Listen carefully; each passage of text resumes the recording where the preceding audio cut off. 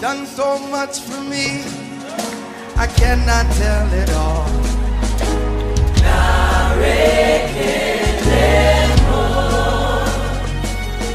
If I had 10,000 tongues, it still wouldn't be enough.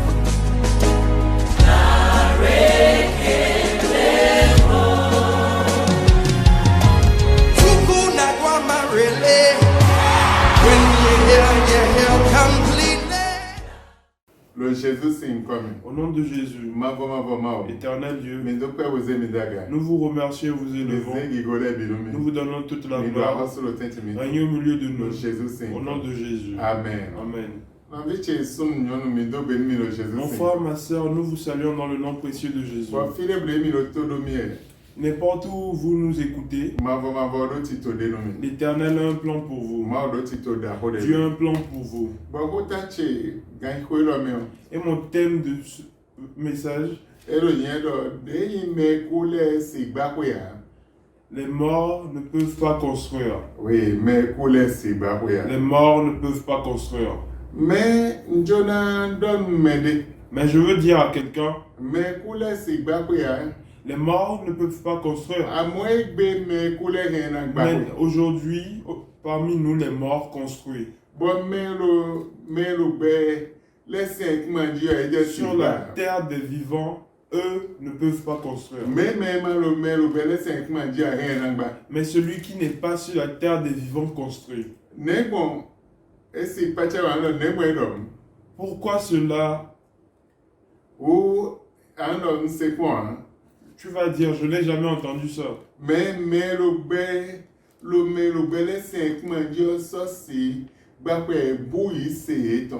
Celui qui est vivant sur la tête des vivants n'arrive plus à construire, ils ont perdu leur foi. Et ceux qui ne sont plus parmi les vivants ont une foi. Et par leur foi, ils ont l'espérance. Et ceux qui sont sur la terre des vivants ont perdu leur espérance. Nous allons lire dans le livre de Psaume.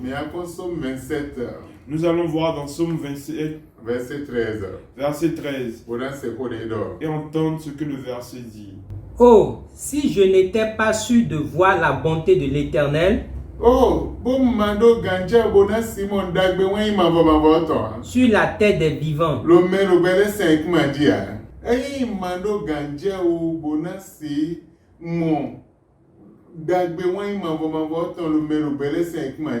si je ne pouvais pas voir la bonté de l'Éternel sur la terre des vivants, c'est quoi mon espérance? Que puis-je faire? Que peux-tu faire? Toi, tu es un enfant de Dieu. Tu es sur la terre des vivants. Mais tu n'as plus d'espérance. C'est comme si tu étais mort. Tu es vivant, mais tu es mort. Parce que tu n'as plus de foi. Et ceux qui ne sont plus parmi les vivants, ils ont une espérance que ça puisse s'accomplir. Un jour, ça peut changer.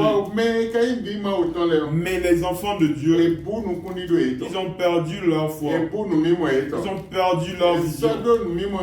Ils n'ont plus de vision sur Dieu. Ils ne croient plus que ça puisse se réaliser. Et le psalmiste dit ceci.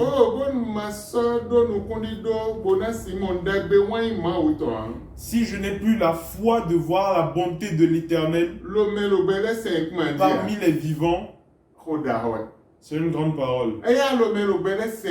Si tu es parmi les vivants et tu n'as plus de foi, tu es mort. Tu n'es plus vivant.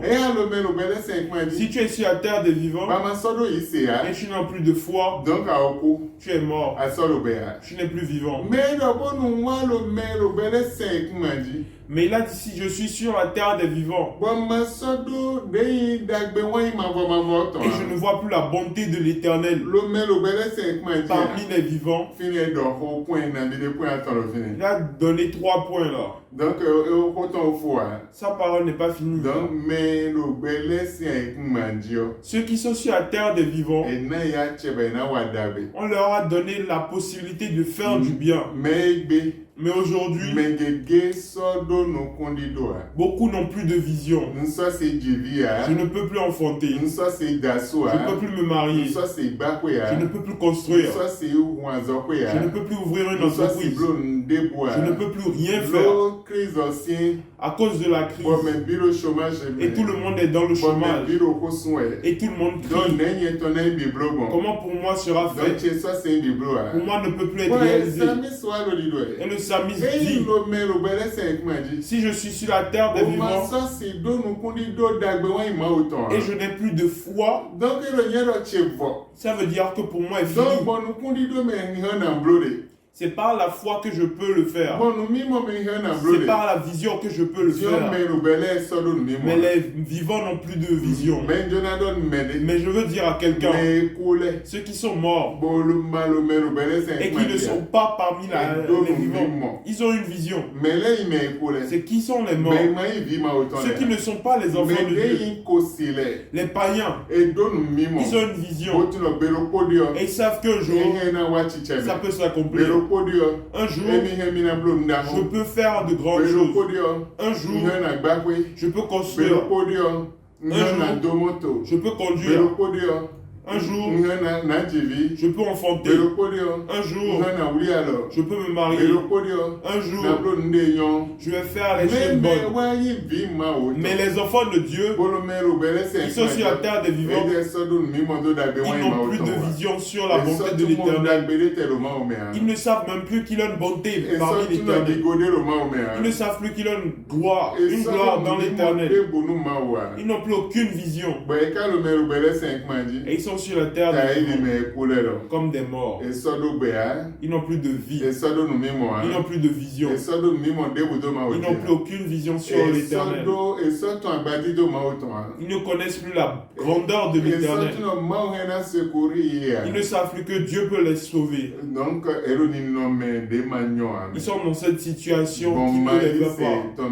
Par leur insouciance, par leur doute, par leur malhonnêteté. Donc, Ils ont vu que c'est fini. Mais toi qui m'écoutes et qui sais qu'il est enfant de Dieu, et l'Éternel est capable de faire pour moi. L'Éternel est capable de t'enlever de la poussière dans laquelle tu es et te mettre à la table avec les rois. Il peut t'élever avec les grands. Tu es sur la terre des vivants. Donc Dieu a un plan pour toi. Donc ta foi perdue, retrouve-la pour entrer dans ta destinée, dans ta gloire, dans ta grandeur, pour être différent des autres. Aujourd'hui, les enfants de Dieu sont sur la terre des vivants, mais ils sont comme des morts. Ils sont vivants là, mais ils agissent comme des morts. Ils n'ont plus de vision. Ils n'ont plus de foi. Ils n'ont plus de rêve. Ils n'ont plus rien de différent. Ils sont morts sur tous les chemins. Mais ils viennent dans l'église. Ils acclament. Ils disent Alléluia. Ils disent Hosanna. Ils parlent en langue. Mais ils sont morts. Mais il a dit, si je suis sur la terre des vivants et je ne peux plus ressentir la bienveillance de l'Éternel, cela signifie que pour moi, c'est ce qui se passe aujourd'hui. En ces derniers temps, c'est ce qui se passe. Beaucoup de personnes ont perdu leur foi. Beaucoup de personnes ont perdu leur zèle. Ils n'ont plus de zèle pour la parole de Dieu. Ils n'ont plus de zèle en rien. Mon frère, ma soeur, Dieu est prêt pour renouveler toutes choses. Et si tu crois, tu verras la main de l'Éternel. Nous allons lire dans 2 Rois, chapitre 4, verset 39 au 41. du verset 39 au verset 41. 2 2 Rois 4, 4, 39 à 41. verset 39 à 41. Voilà, c'est pour les Pour entendre ce que le verset dit. L'un d'eux sortit dans les champs pour cueillir des herbes. Il trouva de la vigne sauvage et il cueillit des quintes sauvages plein son vêtement. Quand il rentra, il les coupa en morceaux dans le pot où était le potage, car on ne les connaissait pas. On servit à manger à ces hommes, mais dès qu'il eut mangé du potage, il s'écriait: la mort est dans le pot, homme de Dieu. Et il ne put manger. Élisée dit: prenez de la farine. Il en jeta dans le pot et dit: c'est à ces gens qu'ils mangent, et il n'y avait plus rien de mauvais dans le pot. Amen. Amen. Non, vite. Mon frère, ma soeur, Ah, d'accord. une grande famine est sortie. Bon, ben, c'est le volant. Et ouais, bah, raisin sauvage. Et une autre version dit: ils sont allés chercher des raisins sauvages Bon, mon et rien à l'eau. en pensant pouvoir les manger. Bon, à compte pour moi. Ils ont mis ça dans le pot Bon, wende et waja bon mon ami na duo. en les coupant, en voulant les manger. Et duo et mon et qu'un commun ye. Ça les a constipés. Et mon et c'est doigt. Ils ont vu qu'ils ne pouvaient pas le Et manger. mon coué. Ils ont vu que c'était la mort, Donc un coup. qu'ils allaient mourir. Mais wa son boya meni de mao. Et ils ont appelé l'homme de Dieu. Oh meni de mao ton. Ô homme de Dieu, Ah kulo pour me. il a la mort dans ce pot. Ah raisin d'agbe. Ces raisins-là ne sont pas des bons raisins. Ah donc elo yero me ojo na ko. Ça signifie que cette personne mourra. Bon meni de mao ton alors. Et l'homme de Dieu dit, et l'homme de Dieu a dit: prenez de la farine Bon kondo ziome. et renversez là-dedans Bon na me doit bon nous. et donnez-le à celui qui a mangé. Bon nous bois de ne farine Et en redonnant ça à cette personne, azonopo ne wiyo bon. en même temps ce qui lui arrivait s'est estompé. Zenopo de me kon nous de bien rumeondo. La même assiette dans laquelle on a mis celui qui allait tuer, Et pour le quoi mais les congal et farine ondo. dans cette même assiette, ils ont mis de la farine. Bon et nous servir me bon nous. Et ils ont dit de servir à la même personne. Azonopo azome ton boison. Et en même temps, la maladie de cette personne s'est estompée. Nous de Dieu na ruyo. Je ne sais pas ce qu'il veut Nous de te Dieu tuer. na ruyo. Ce qui veut te Bon tuer me bi ruyo. et qui tue tout le Et na monde, ruya. ça ne te tuera Et na point. na webe. Ça te donnera la vie. Et na zebo bi mondo. Ça mettra le changement en toi. Ça mettra la différence en toi. Ça va mettre un grand changement en toi. Ce qui veut te tuer toi, ça va te donner la vie. Amen. Amen. Je ne sais pas dans quel problème tu es. Je ne sais pas dans quelle situation tu es. Mais la seule chose que je sais, Dieu est prêt pour changer ta situation. Dieu est prêt pour te changer, pour changer ton état. Quelle que soit n'importe quelle mauvaise situation, que tout le monde voit, c'est impossible pour toi. Pour toi, ne peut pas changer. Dieu est prêt pour te changer de cette situation. Mon frère, ma soeur, le même que Dieu était hier, il est aujourd'hui et éternellement.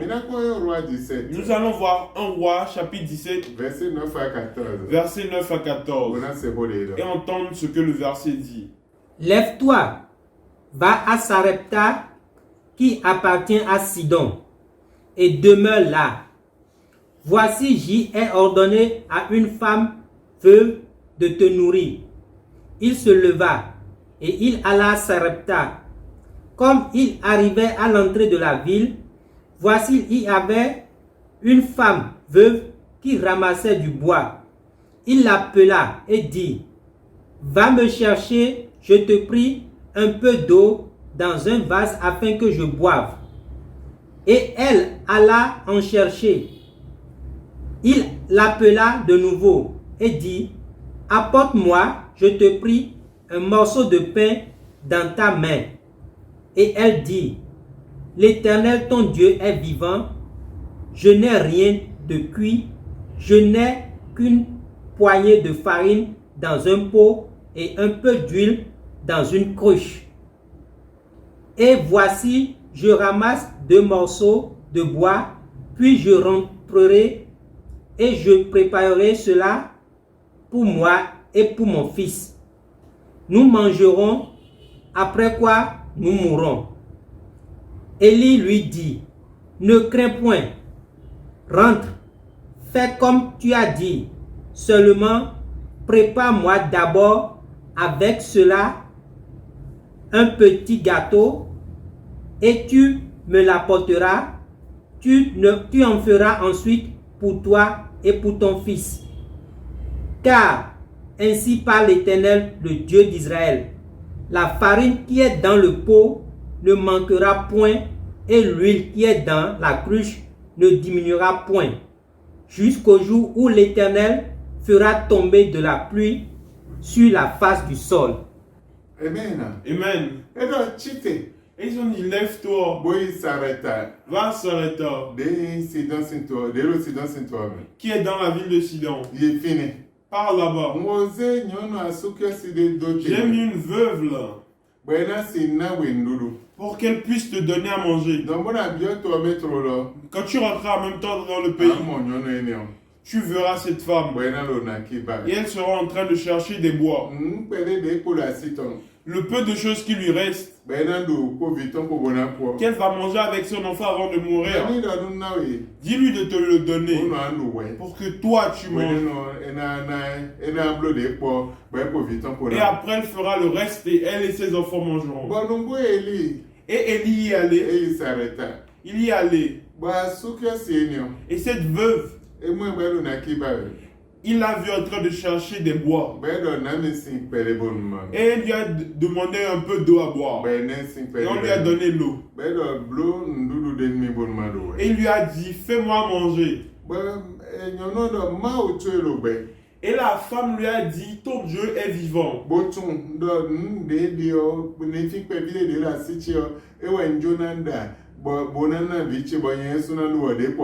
Et elle a dit, le peu de farine qui me reste, c'est celui que je veux préparer pour que moi et mon enfant, on mange avant de mourir.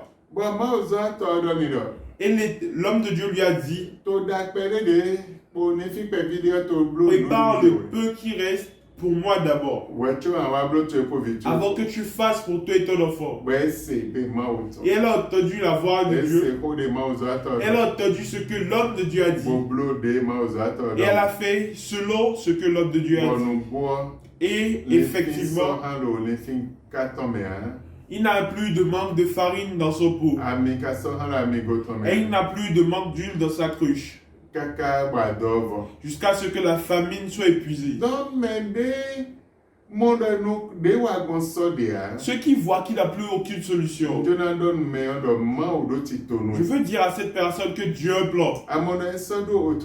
Tu as vu qu'il n'a plus d'autre solution. Il n'a plus aucune issue. Il n'a plus aucune solution. Mais tu es dans le plan de Dieu. Dieu a déjà préparé quelqu'un pour toi. Dieu a déjà fait un plan pour toi. Si tu es dans la terre des vivants, sur la terre des vivants, et tu as la foi, évidemment, tu ne mourras pas. Ce que tu mangeras ne te manquera point. Tu quitteras tes problèmes. Tu quitteras ta situation. L'espérance que tu avais qui ne pouvait pas se réaliser, elle se réalisera. Et effectivement, quand la dame a écouté ce que l'homme de Dieu a dit, ils n'ont plus jamais manqué de nourriture. Et elle et toute sa famille, ils ont mangé jusqu'à la fin de la famine. Et si on continue dans le verset, on a vu que son enfant unique est mort. Et qu'est-ce qui s'est passé là? L'homme de Dieu a pris l'enfant et l'a amené dans la chambre et a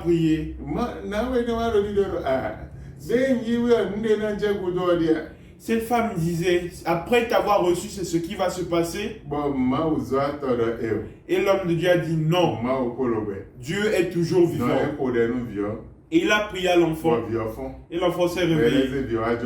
Et il a ramené l'enfant à sa mère. Ceux qui sont sur la terre des vivants aujourd'hui n'ont plus de foi. Mais ceux qui ne sont plus sur la terre des vivants, ils ont une grande foi. Et ils suivent leur Dieu à eux. Et ils suivent leur vision. Et ils ont l'espérance qu'un jour ce sera différent. Mais toi qui m'écoutes, et qui t'appelle chrétien, et qui a perdu ta foi, tu es où? Sur la terre des vivants? Sur la terre des morts? Ou sur la terre des vivants? Quelle terre te situes-tu? Regarde toi-même. Et reviens vers ton Dieu. Dieu t'appelle. Quitte tes péchés. Quitte ta souffrance. Et remets ta foi à Dieu. Pour que Dieu puisse faire de nouvelles choses dans ta vie. Je ne sais pas pour combien d'années tu as recherché cela. Je ne sais pas pourquoi tu n'as plus de foi. Mais je veux te dire, en cette heure-ci, ce que tu n'as plus d'espérance sur ça, Dieu est prêt pour le faire pour toi. Pour changer ta situation. Ne regarde pas ton âge. Ne regarde pas ta situation. Ne regarde pas tes problèmes. Ne regarde pas ce qui se passe. Ne regarde pas ce qui se passe dans ton pays. Ne regarde pas ce qui se passe dans le monde. Mais regarde Dieu. Lui, il est prêt pour faire pour toi. Et je veux te dire, à partir d'aujourd'hui, un grand changement dans ta vie au nom de Jésus. Nous allons encore lire un passage dans le livre de Romains. Romains chapitre 3 verset 23. Car tous ont péché et sont privés de la gloire de Dieu.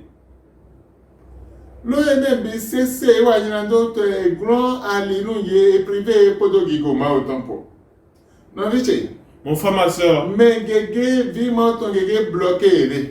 beaucoup d'enfants de Dieu se sont auto-limités. Ils se sont arrêtés. Ils ont arrêté leur élan. Ils ont arrêté leur connaissance. Ils ont arrêté leur savoir. Et ils ressemblent à des morts à cause du péché.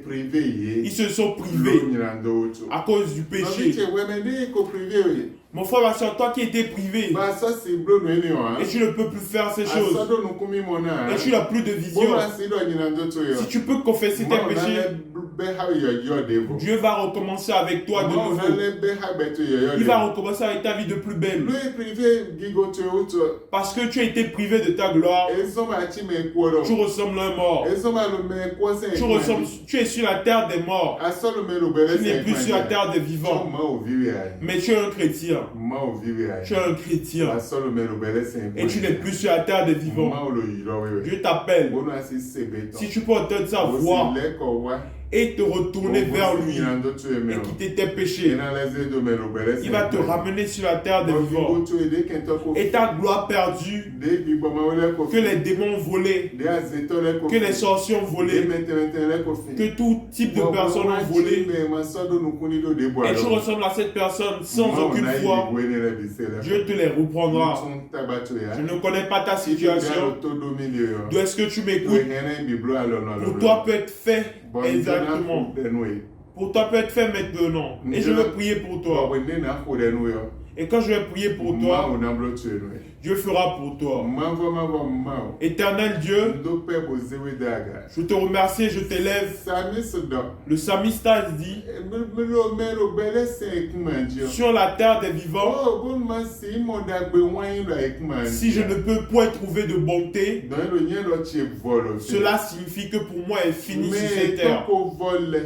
Pour ceux dont leur situation est finie, je prie en cet instant, Éternel Dieu, viens les étonner, donne-leur le bonheur, qu'ils trouvent le bonheur, pour que leur histoire change, que le changement soit pour eux, à partir d'aujourd'hui, éternellement, au nom de Jésus. Amen. Amen.